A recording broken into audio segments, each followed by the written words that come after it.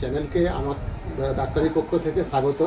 যা এই চ্যানেলটা যাতে করে বেশিরভাগ মানুষের কাছে উপকৃত হয়ে উঠতে পারে, সেজন্য আমি তার জন্য যাকে বলবো ডাক্তারবাবু হিসাবে চাই যে আপনাদের সকলের সহযোগিতা, এবং এই যে চ্যানেলটাতে যেগুলো আমরা ডাক্তারবাবুরা যে সমস্ত মতামতগুলো আমরা পেশেন্টদেরকে দেবো, এগুলোটা আপনারা গুরুত্ব সহকারে দেখবেন এবং আপনি অন্যদেরকে শেয়ার করবেন।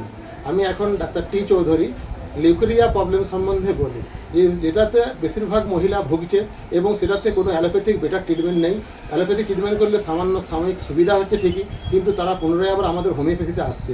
যাক, যারা হোমিওপ্যাথি ডাক্তার আছেন ওনাদেরকে প্রত্যেককেই আমার পক্ষ থেকে আন্তরিক অভিনন্দন জানাই, এবং আমি লিউকেরিয়া প্রবলেম সম্বন্ধে কিছু মেডিসিন সম্বন্ধে বলবো।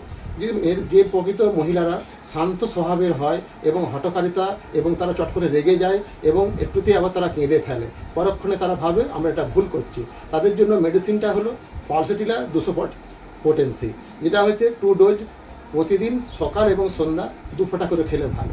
তার সঙ্গে যদি আমরা লিউকেটেক সিরাপ চালাই, তাতে কি হয় 10 ml করে দুবার আহারের পরে দুপুরে এবং রাত্রে।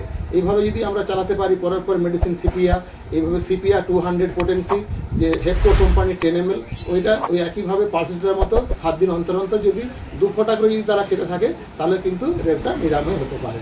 যা লিউকেরিয়া প্রবলেম থেকে না সারাতে পারলে ভবিষ্যতে তার কিন্তু অসুবিধা দেখাতে পারে।